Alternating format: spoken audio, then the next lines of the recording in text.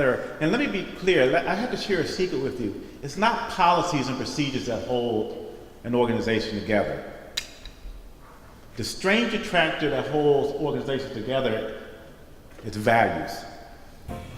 And so people will watch what you do, because you can say a lot of things. They will watch and see what you value and what do you represent in your office.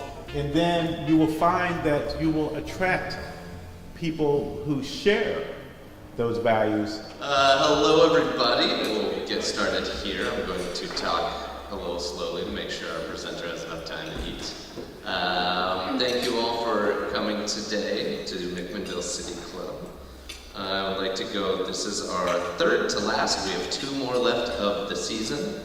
Next month on May 14th, we will be having Professor Nicholas Bucola speaking on civility, as Linfield professor, and we will cap off our season in June with Judge Ronald Stone speaking on justice, reflections on a career, and at that June meeting we'll be unveiling our 2020 season that we are working on now.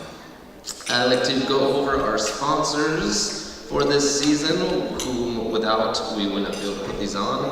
Our gold sponsors are Cellar Ridge Construction, JL Kiff Vineyard, Chemeketa Community College, Columbia Bank, McMinnville Area Chamber of Commerce, On Point Community Credit Union, First Federal Savings, Gormley Plumbing and Mechanical, and Larson Motors. Our silver sponsors are First American Title Insurance, Payne West Insurance, and the News Register, and our cultural trust sponsors are Stephen Rupp, Philip and Phoebe Newman, and Dan and Mary Corrigan. Thank you all to our sponsors.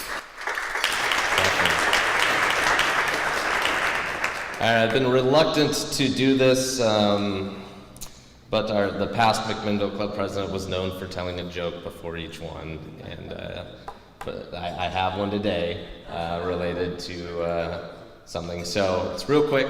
College professor is standing up front, and he tells his class, "Okay, whoever can answer my next question gets to go home." And suddenly a textbook goes flying right by his head. Angrily he goes, "Who just threw that?" And a student stands up and says, "I did, I'm going home now."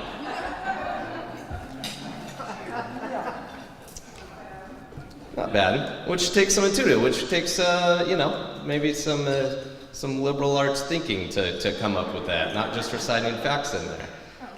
Today's speaker, as many of you, all of you know, is Dr. Miles K. Davis. He is the 11th full-time president of Linfield College and the first African-American president of Linfield College. He earned earned a bachelor's degree from Duquesne University and a master's from Bowie State, then went to the George Washington University, where he earned his doctorate in human and organizational studies. He came to Linfield from, I should have asked how do you say this, Shenandoah University, where he was the inaugural chairman of the Harry F. Byrd Jr. School of Business, and he's also the founding director and dean of the Students Institute for Entrepreneurship. He likes to keep his shelves and his office neat, which is ironic since he studies organizational chaos theory, and I think we're gonna have to have him come back and give a presentation on organizational chaos theory. I know very little about chaos theory other than that I would be fascinated by it. So without further ado, please welcome Dr. Miles here.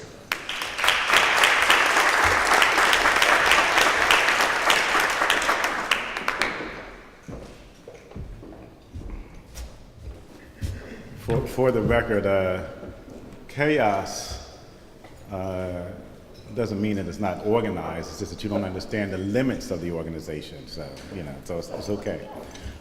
Thank you for having me here. Also glad to look out and see former president of Linfield College, Charlie Walker. So please give Charlie Walker. I got a chance to speak with Rose, and Rose graduated in 1951, a spring chicken. Is there anybody here who graduated from Linfield before Rose graduated from Linfield? So I'm glad to see you out here. Thank you for taking time. I'm also glad to see people I've met. One of the earliest invitations I received here was from the band of brothers. One of the things that they often don't talk about in my resume is my time spent in the U.S. Navy, my proud time spent in the U.S. Navy, which helped shape a lot of how I think and view the world. And I'm glad to see that there were people who, from that organization, who choose to come here again. And thank you all for taking the time to be here. I'm going to actually ask you a question because I am at my heart a professor, and so I like to give pop quizzes. So, first pop quiz. Has anybody heard the term VUCA?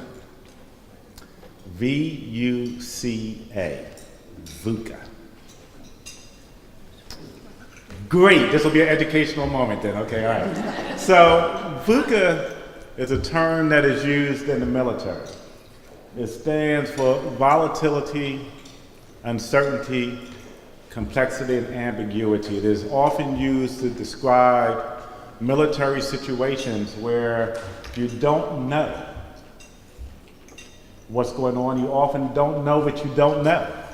It is an environment that is often very confusing, and it presents a lot of challenges to people who want perfect information. And the reality is that in military operations, as a famous general once said, there are perfect plans until you hit the ground. And then it all changes. And so that's what I'm going to talk about. So the title of the talk that we're talking about today is Leadership in a Time of Change. That's because if I put leadership in a time of VUCA, you would be like, what country or period is he talking about? And so I figured I'd explain VUCA and talk about the context, but it has a lot to do with what we're dealing with and what we see in the world today. And so the first term in VUCA refers to volatility. And so I was fortunate enough when I attended to George Washington University, my advisor there was a gentleman by the name of Peter Vail. Peter Vail wrote a book called Permanent Whitewater. And that is apropos to the society in which we live. So this is Oregon, so another pop quiz question. How many of you have ever been whitewater rafting? See, in Oregon, I get these responses. Yeah, most of you. So it's good. So the volatility in the water means currents and tides. There's plenty of swells. It's uncertainty. And even if you have navigated that river before, it can still present different changes because the currents change. Am I on point? Some of you are shaking your head north and south, some of those are going. So great. So here's the thing. So volatility means that when you're in the water, it helps if you have the right ship or vessel, and it helps if you have the right captain piloting the ship. You know, it's best to go through waters that are volatile if you have an experienced person manning and leading you down that path. And so if you have a larger ship, if you're in difficult, turbulent waters, you might even have to go out and walk around on the deck and talk to the crew about what's going on. And sometimes you ask stupid questions when you're in the midst of white water because you don't know the answer and you're just trying to figure out what's going on. And so when you see an eddy swirling around there, you might look over and says, why is that swirling around there? And you ask that right before your face winds up in that swirling of water. And so one of the things that you learn in volatile environment is that it's okay not to know. Is that you have to place yourself in a position of the hands because all you can do is ride the currents. And so it's okay not to know. But what you can do is find commonality because everybody who's on board with you is trying to navigate the same situation. So whether it's trying to stay in the raft or stay on the boat or do whatever, so what you're doing is trying to find commonality. And this is an important part of this metaphor is that you learn or you should learn, when to lead and when to follow. Because if you are in uncharted waters, even if you're the captain, there is no way that you can know everything. The very definition that it is uncharted waters mean that you don't know. So you have to depend upon your chartographer. If you're in a sailboat, you have to depend on somebody who knows the winds. You have to know when to lead. But just important as a leader, you need to know when to follow. And discussing, bless you.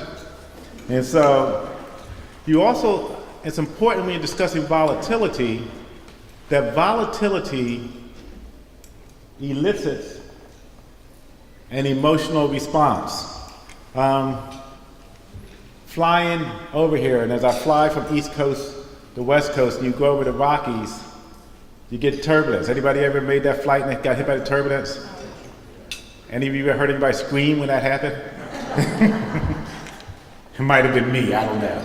But I mention that is because it is a visceral reaction. It wasn't a thing. When the turbulence happens and somebody lets out that emotional response, they didn't sit there and plan and say, when this turbulence happens, I'm going to scream, or I'm going to clutch the seat, or I'm going to hold on. It's a reaction. So volatility causes an emotional reaction. And so I have to be very conscious of that. I have to be conscious of that because I've been described as a high energy and a high drive person. However, I can drive people crazy with my constant changes. I'm not a person that's really big on the status quo, but I have to realize that I can drive people crazy with my constant changes. And the reality is that some people seek stability. And so that stability is often hard to find in volatile environments. And sometimes the only stability that can be found in a volatile environment is in the relationships you have. Now stay with me here for a second, because I want to make sure that we're understanding each other, what I mean by that. And so whether we're talking about the ship captain in a volatile whitewater environment, is that while everything else is going crazy and the boat's being tossed and things are flipping over, what you may find comfort in is who's piloting the boat. If you're in an organization that is experiencing extreme volatility, lots of changes, you find comfort in the relationships that have been established. Is that in the midst of changes, I got a chance to speak with a number of people here before starting, and I'll tell everybody about my buddy Bruce Stewart, who graduated from Linfield in 1949. And one of the things is that Linfield, McMinnville, has changed a lot since 1949. A lot. But also, I've gotten to see that some of you have relationships that date back to 51, date back to 87, date back to whatever year, and so you have a certain comfort that even as things around you change, because I looked at the demographics before coming here, and it wasn't too long ago when McMinnville itself was a town of 12,000 people. Now, according to the numbers that I'm looking at, McMinnville is a town of 36,000 people. And as much as sometimes we want to stop things from changing, we can't. And so it's important for us to understand, and it's important for those who are in leadership positions to understand that relationships make change bearable. I get asked all the time about moving here. It says, how do you feel about this? And how do you feel about that? And is this different? Is that different? And it's all different. But you know what? I have my wife and my daughter with me. I have no intentions of changing them. And so they provide a foundation. So at the end of the day, as I find myself in a volatile environment that I may not even know or totally understand, or in uncharted waters, when I come home at the end of the day, I have my wife and I have my daughter. And that makes it okay. And so I'm hoping that you, and particularly those of you who find yourselves in leadership positions, that when you're in the midst of uncertainty, you have something that anchors you to help you deal with the volatility. Can I move on to talk about uncertainty at this point? Is that okay with you? Uncertainty is an interesting term, because I would argue that we've pretty much always lived in uncertain times.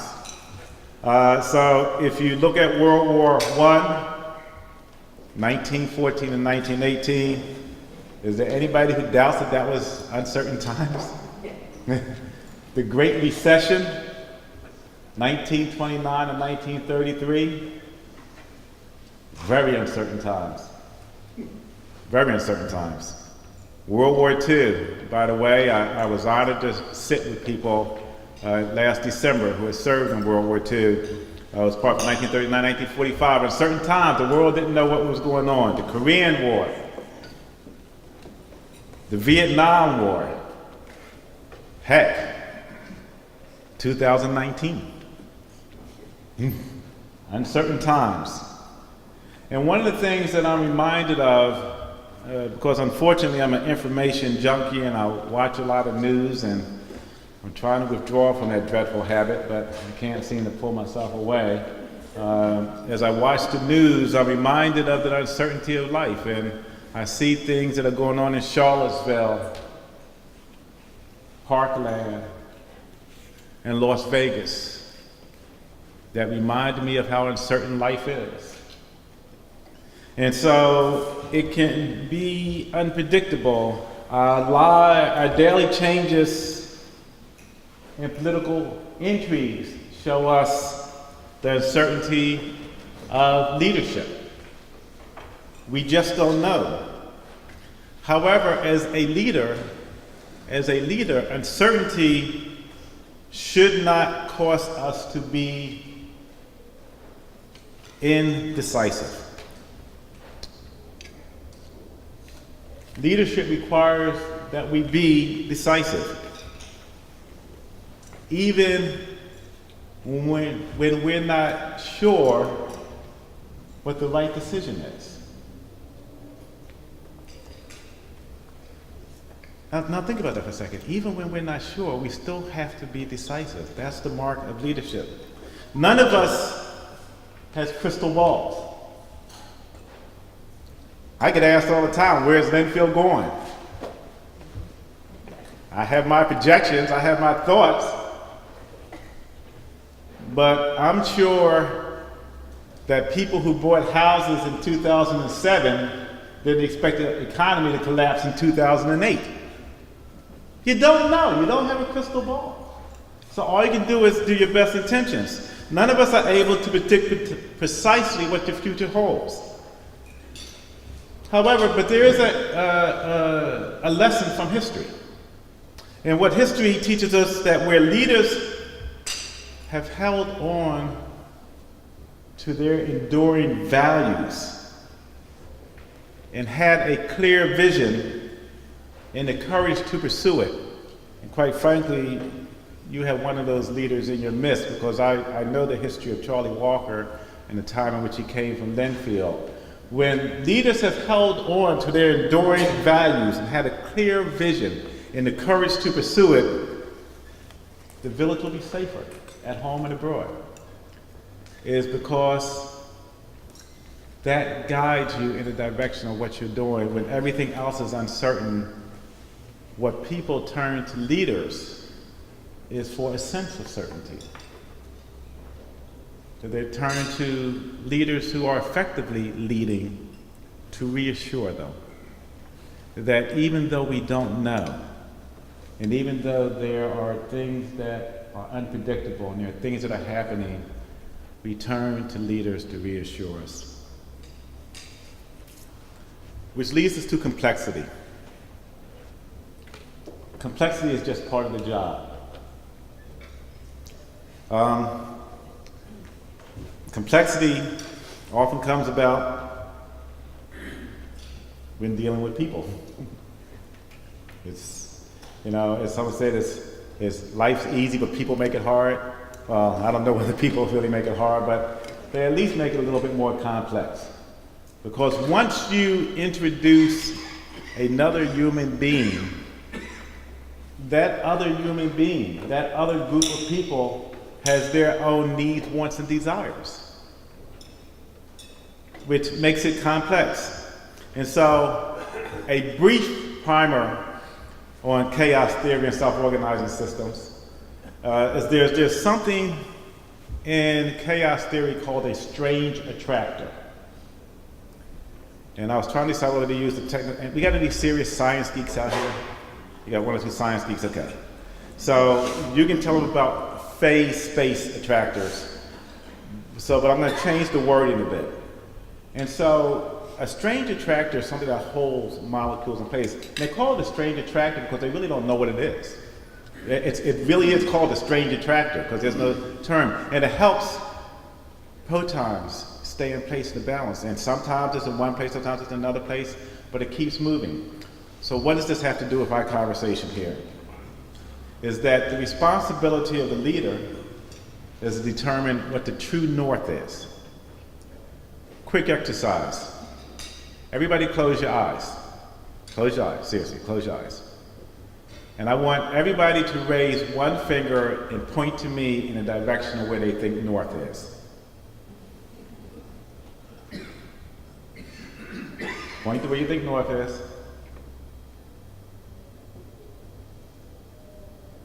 Open your eyes. You guys actually know your town. You know where north is. Yes, there were a couple that were outliers, but that's okay. For the most part, people knew where north is. And that's what is needed from leadership.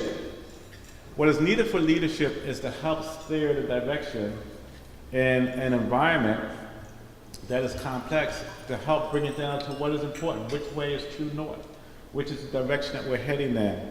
And it's not just about what you can do, but it's about what you should do. It's about understanding the right thing to do, and that people understand that you have at your core what you're using to hold things together. And let me be clear, I have to share a secret with you. It's not policies and procedures that hold an organization together. The strange attractor that holds organizations together is values.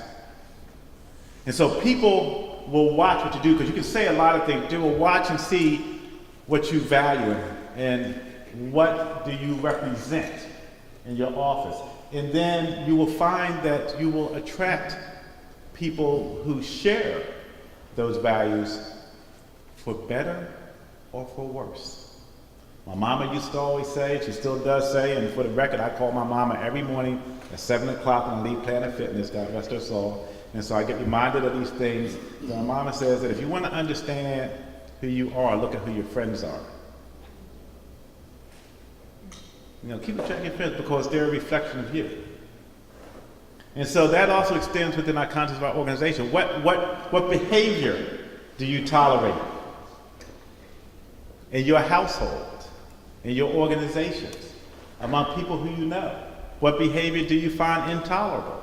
What is a reflection of your value system to help people determine your true north? And the last point of VUCA, after volatility, uncertainty, complexity, is ambiguity. Now, ambiguity is my favorite one because ambiguity is a rather, it's a little bit like flirting. Does he? Doesn't she? I don't know if any of you remember passing notes back and forth in class. Do you like me? Check a box, yes, no.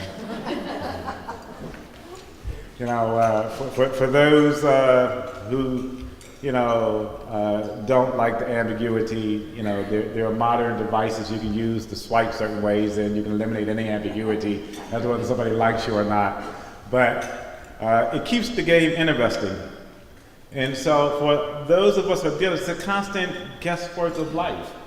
And if life didn't already provide enough issues around ambiguity, our culture is full of mysteries to inspire and animate us.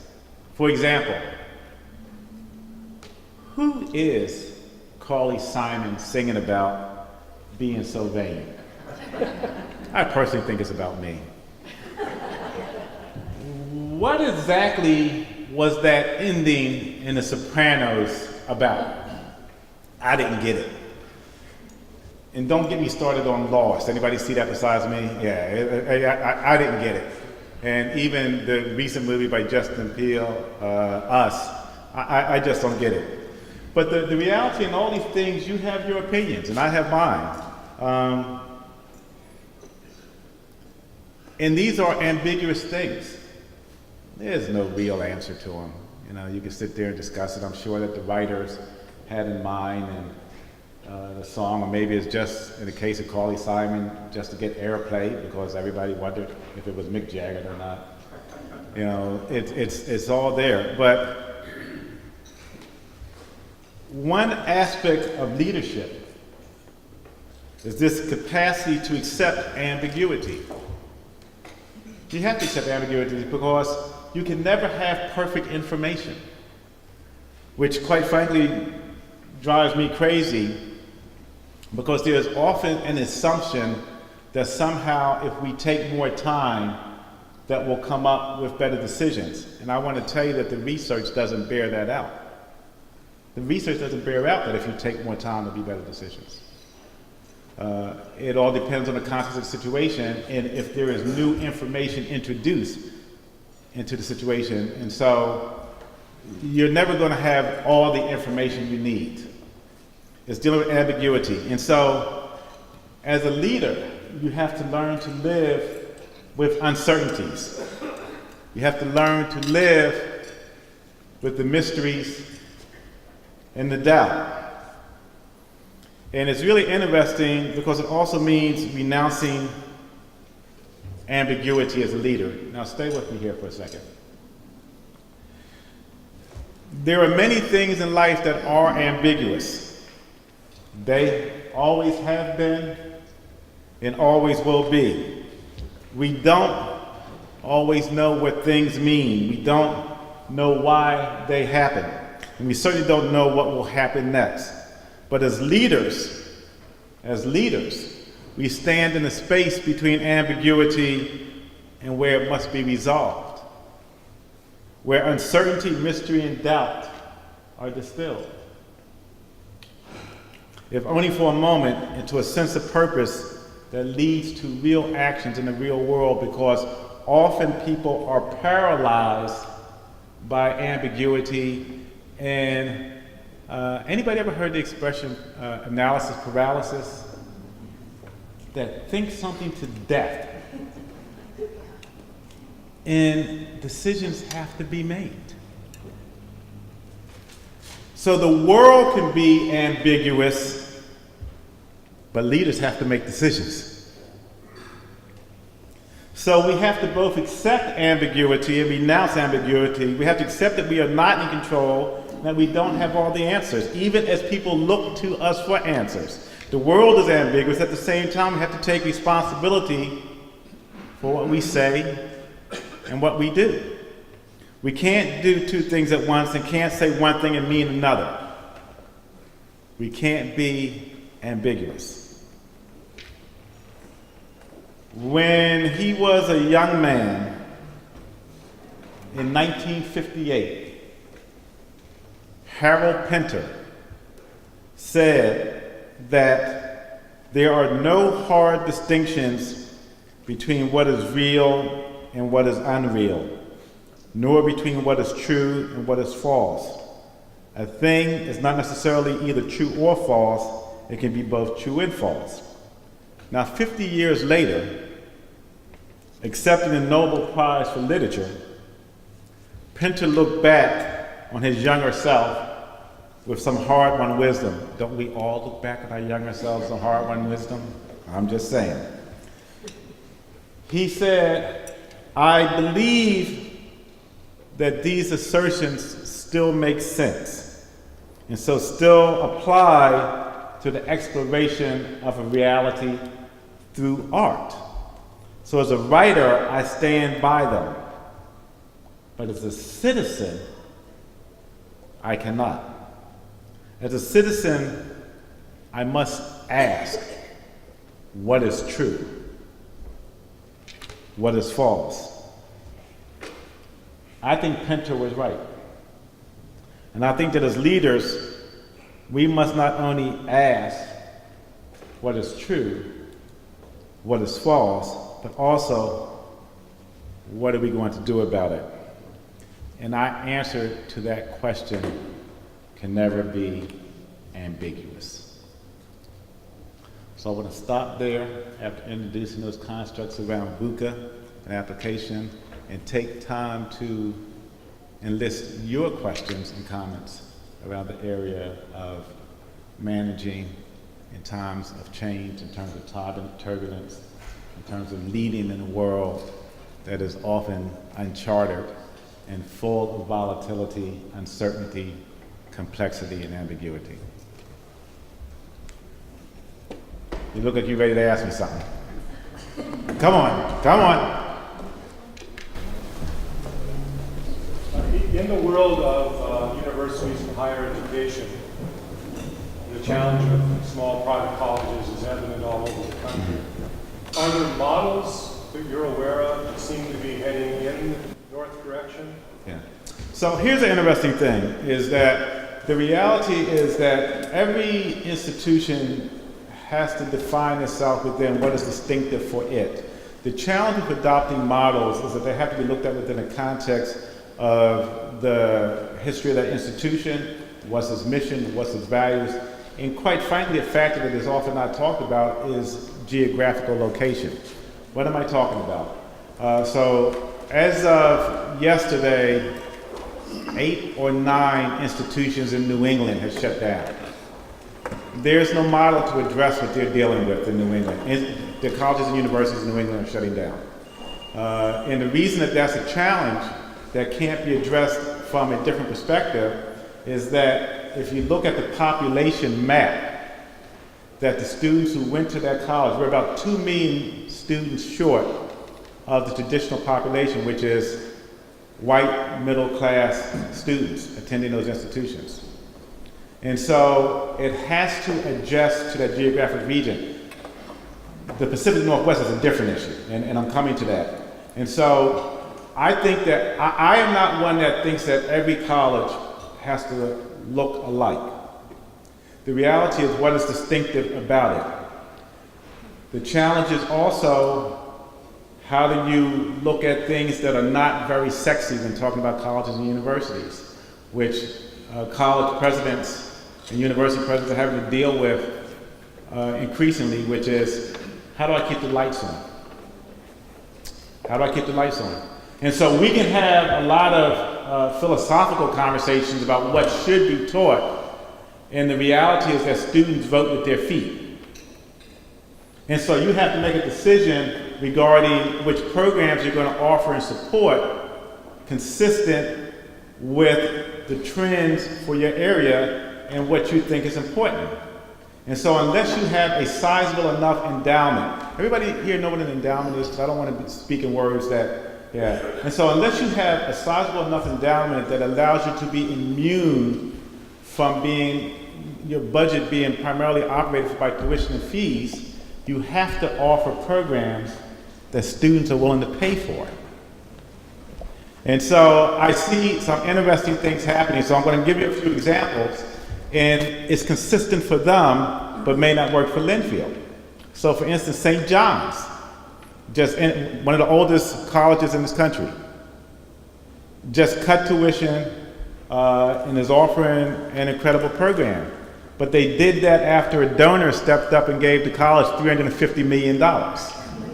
So if any of you wish to donate today, anywhere near that area, I'll be happy to take that and apply it in a particular focus area that you might be interested in supporting. So but you know, the good thing about the United States of America is that there are options. And even in this area, there are options. The student that wants to go to Reed is not necessarily the same student that will want to go to George Fox. I'm just saying. Probably not going to happen. Nor are they the same student that may come to Linfield.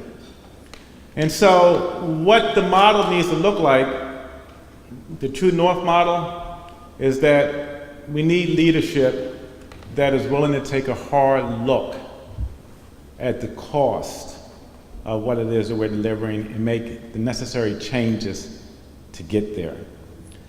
Understanding what is at the core of the institution and understanding what is changing around it. So for instance, I'll give you one final example, I'll let it go on this, is that Linfield started a wine study program. Now I have to apologize to my good traditional Baptist friends here because I read the archives. And not only could you not drink at Linfield, but you weren't even allowed to dance off campus if you went to Linfield. But the reality of it is that Linfield now has a leading wine studies program in this country. Why? Because Yamhill County has changed. And so the best model is a model that can adjust and adapt itself to its environment that it finds itself in. And so what Linfield has done, and this predated me, what previous president says, and we had, again, a donor. Again, anybody else who happens to have a few million laying around, I welcome these contributions. Said that we need to develop people who can work in the burgeoning wine industry in McMinnville County, and we're willing to put our money behind that and support your programs. And so what I see done right among those, and I can give you some examples of institutions that are meeting their mission and their vision, like the Hampton Institute in Virginia. Their president there is doing an incredible job at turning the institution around. I know the president of Morehouse College, he's doing an incredible job there. At Farham is doing an incredible job. There are people who understand clearly who and what they're about and are marketing their programs and developing programs consistent with their values. Did that answer your question? Oh. Okay. Yes, yes. I've been waiting on you. I've been waiting on you. It takes me a lot longer to get my questions. That's okay. I got time. I got time for it. Okay. You're really right about, as a leader of a college, that you have to look at who you're educating. But could you speak maybe as an educational leader on the generalities of educating to work and educating a citizen of a democracy? Okay. Yeah, so thank you for using that distinction. So people really are confused about what is meant by the liberal arts. How do I know that people are confused about the liberal arts? Because I met somebody in town who was discussing the liberal arts colleges with me, and he says, well, you know, this liberal arts college thing is a good idea, but I just need to know where the conservative arts colleges are.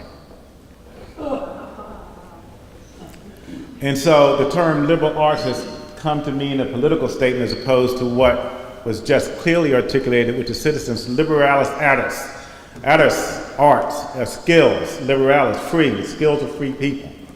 How do I know this? Because I took Latin in school. I had a great liberal arts education. And so I can break down these words. And so the ideal is that we have to have people who we are educating to protect our democracy, because democracy cannot thrive in the presence of ignorant citizens. The other part of that is it is a mistake to rest your foundation on vocational training. And let me be specific about what I mean by that. It's when you're training a person to do a particular job. Because this thing, this demon spawn, this thing came into existence 11 years ago. So since this has come into existence 11 years ago, desktop computers have disappeared. There are things that we have that were unimaginable 15 years ago. As we talk about how the internet has developed,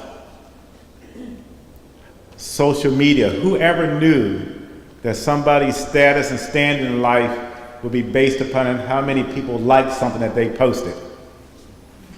Who knew? The world is, whether we like it or not, that's what I said, that's why I call it the demon spawn. You heard me say that, right? So the reality of it is that the world changes.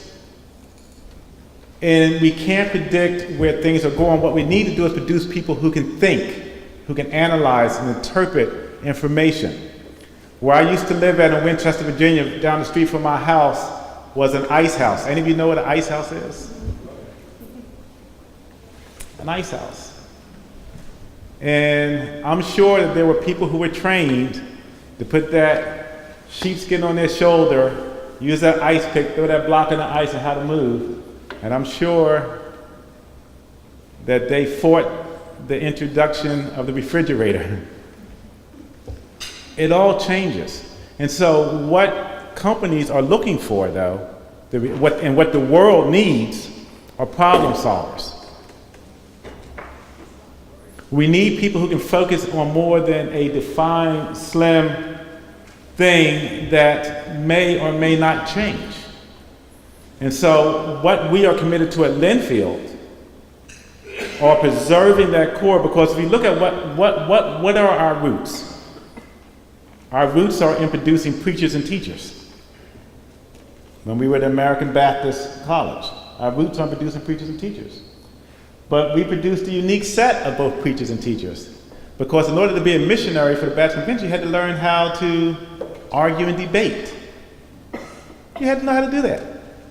You had to understand logic. You had to do these things that are essential to a free people. You had to understand when someone was using ill logic. I think we've lost that skill. You know, and so there's a place for us, even if there are people in our society that are saying that those things should not be valued. I know in talking with employers that they would love to have people who can think, who can read, who can write, who can speak well. And let me end it on this note to you. We have the outcome measures to show that we're doing it right at Linfield, because the average Linfield graduate earns $458 more a month than graduates of other institutions in the state of Oregon. And that's even in the professional disciplines. So whether it's in education, I mean, I know there's a band, but our students get recruited in education and nursing, and even in our professional fields, because they have that core of being able to have more empathy, because also these things produce empathy and understanding and thinking and compassion, that you can't get a degree in those things, but you can be taught the skills to develop those things. Am I making any sense to you? Okay. Regarding your personal decisions, I'm still struggling with the ambiguity and leadership. Yes. I would like to know, beyond the obvious best decision you've made, which was to come to Linfield. Obviously. Second is the negative. What kind of negative decision or decision did you make that you've regretted? How do you recover from regretting a decision? So my most negative decision I made, I don't know what I call it a decision, I will call it an inappropriate reaction, was an inappropriate reaction to a colleague. And I said things I shouldn't have said. But here's how you deal with that, is that you recognize that it's wrong. And you go apologize if you injured or harmed somebody, or you go make a course correction. And so when you offer a perspective and you are rigid about it, so reducing ambiguity does not mean the introduction of rigidity. Did you follow that? It doesn't mean that you become rigid. What it means is that I had to make a decision. If additional information comes to light that causes you to revisit that decision, then you need to change that decision. And I've had to do that a couple of times. It's like, okay, I thought this, but that's what I had at the time. I now have additional information. I need to go back and change that. And I'll stop there, because I was about to get really personal and talk about my first wife, but I won't do that. Yeah. Speaking of changes in a time of uncertainty and ambiguity, if you're a leader, you need facts, reliable facts. And unfortunately, we seem to have lost the agreement on basic facts. You can disagree about interpretation of them, but the facts themselves are now under attack. And where we relied before was universities, scientists, journalists, all of those are under attack. I just wondered if you, as a fount of the facts, had any thoughts on what might be done to reverse this trend? First of all, I need to correct you and let you know that there is such a thing as alternative facts. It was a joke, people. So the reality is that there are some things that are facts, and there are some things that are interpretive. And so, for instance, there is a fact that enrollment in colleges and in traditional colleges, and so I just modified the word, in traditional colleges and universities are down across the board. That's a fact. The question is, how do you interpret that? And so often what we're dealing with when we're discussing with people, if we can get agreement on the facts, is what do the facts mean? And that is influenced by our perspectives and our behavior and what we think. And you can pick any issue. So again, I can give you a fact that there are massive amounts of gun deaths that occur in Chicago. That's a fact. What we do about it is interpretive. You understand the difference? Yeah. So let me state something unambiguous. For those who want to treat us like George Orwell's book, 1984, and tell us that words don't mean what they mean, and flip the world upside down, those people, particularly as they emerge into leadership positions, tend to be fascists. So I'm not talking about any individual. You can interpret that the way you want to. I'm just saying historically, that's what fascists do, is that they redefine the truth. We must always have people who seek the truth, no matter what the cost. And the truth doesn't require affirmation. The truth is just the truth. And so the reason that people get questioned, or institutions get questioned, quite frankly, is to undermine them.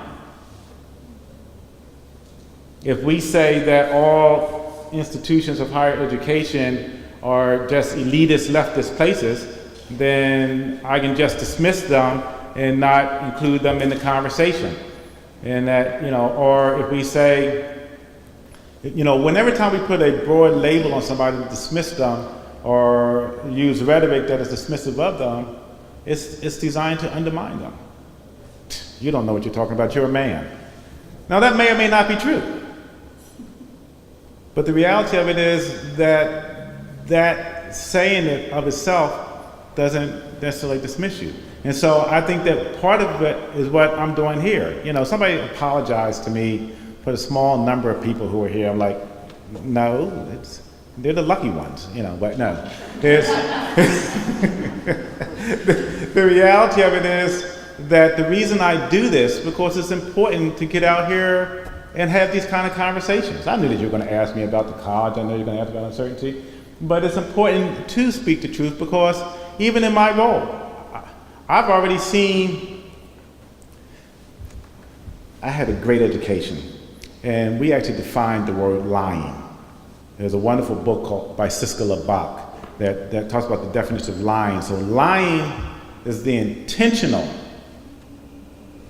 misstatement of what you know to be true. normally to prevent emotional upheaval, the intentional misstatement of what you know to be true. And why I mention that is because I've had people who have lied on me already. And so all you can do is try to offer a version of the truth and then go back to the relationship. I hope that the people who you're interacting with or the institutions who we're interacting with demonstrate to us what is true north, what is the strange attractor, that they've had a principled response, not a political response, but a principled response and told the truth, even if that truth was against them. Am I making any sense to anybody but me? Yeah, okay. I know what I'm thinking here. And so how you bridge that gap is through consistency and people getting to understand that it is your value system that overrides anything that you're doing, being humble enough to admit that you've made mistakes, but also being decisive enough to lead, because that's what people are expecting, in my case, for me to do. Does that make any sense to you? Doesn't answer your question, though. Well, I was merely asking as to, because I was recognizing the difference between facts and interpretation. I was wondering, since the universities, journalists and scientists are under attack, what can be done to reverse that? There's a reason for that. And part of it is they have to get out there and tell their stories. And they have to not be afraid to stand up. And it's not always pleasant. It's not always pleasant to stand up and tell the truth in front of people who have been told a lie forever. It's a hard thing to do.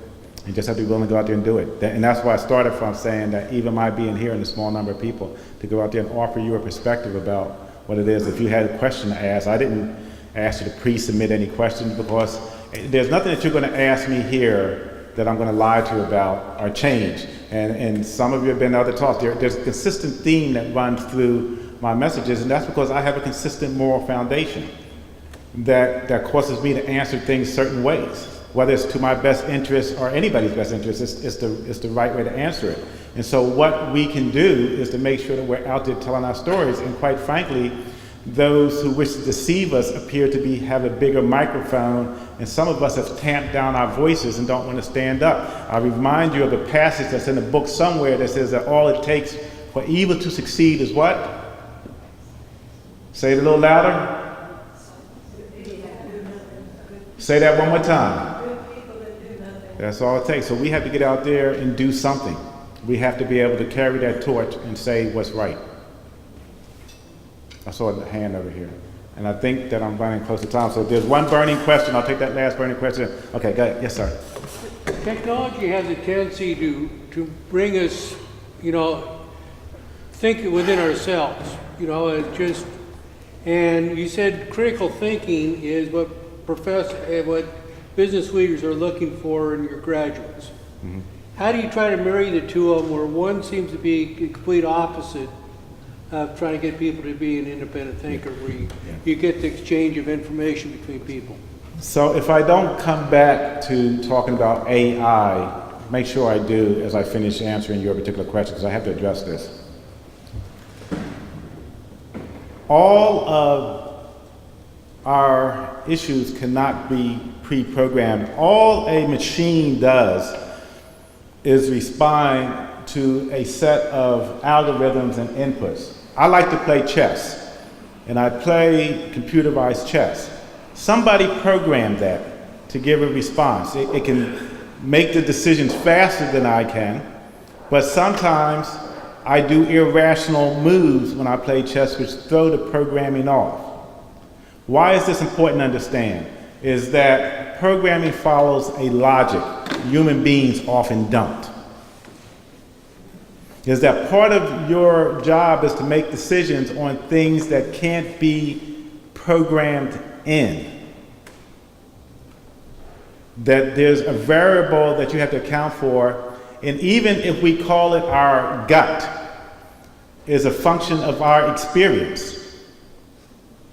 And so we feel that something is wrong, or we have to take a chance. Machines don't take chances. They do what they're programmed to do. You still with me? And so what is needed from what the companies are asking us to do is if you pull out the same device and put on your reading glasses Look at the bottom of this device. It'll say made in China, and then it'll say designed in Cupertino. Somebody has to think about what goes in here. You still with me? The other side of that is artificial intelligence, which I think is going to change the world if it ever takes off. So right now, they have machines that can, I go through the Dubai airport, there's a holographic image of somebody talking to you that greets you. They can write poetry. They can engage in simultaneous translation. They're making decisions, and quite frankly, there's a lot of potential for divisiveness in our society because of the removal of the ability to think and interact on a human level with people. We haven't come to grips with how much our world is changing, and the small stuff. And so there's something called predictive writing. So when you're on your phone, it'll tell you what they think the next word should be. You seen that? Well, now they can write out and tell your story. There's a comparison being made between an article written by a computer and an article written by a human. They couldn't tell the difference. If you're going to start receiving phone calls on your phone that come from your phone number, or come from the phone number of somebody who you know because a piece of software went in, mirrored it, and guess what? It'll sound like your voice. We have no way of even thinking about how to deal with some of this stuff. And so which is why we require people to think on a higher level, is that as we introduce technology, it's not just thinking. And I don't want to step on any toes here, but it's not just thinking that's important. It's what's our true north? What's our value system? What's our moral support? What is it that causes us to do certain things? Because just because everything can be done doesn't mean that it should be done. And that's the job of a thinking person who has the skills to be a citizen and has acquired the education to be a free person. Thank you. I appreciate you being here. Be well. Be blessed. All right, you got one as I move out. Yes, sir. One more question. Okay, yes, sir. Is Linfield going to go on with the winning seasons that they have? For I hope so, because I hope to keep my job. So thank you. Thank you again for spending the time and a wonderful presentation. We have a bottle of J.L. Kiff Pinot Noir 2013 for you here. Thank you so much. We hope you come back. My wife thanks you. Oh, good. She'll be the one that has it. So thank you. Thank you all for coming. Have a wonderful afternoon, and we'll see you next month.